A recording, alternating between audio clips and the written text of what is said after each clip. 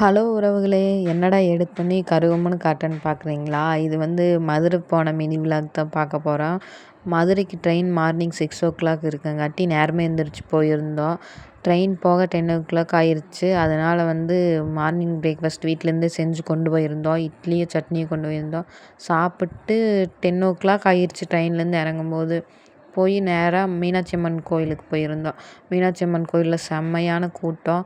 கோயில்ல சாமி கும்பிட்டு வரும்போது மீனாட்சி அம்மன் ஃபோட்டோ ஃப்ரேம் ஒன்று வாங்கிட்டு வரலான்னு ஃபோட்டோ வாங்கிட்டு அப்படியே ஷாப்பிங் பண்ண ஆரம்பிச்சாச்சு.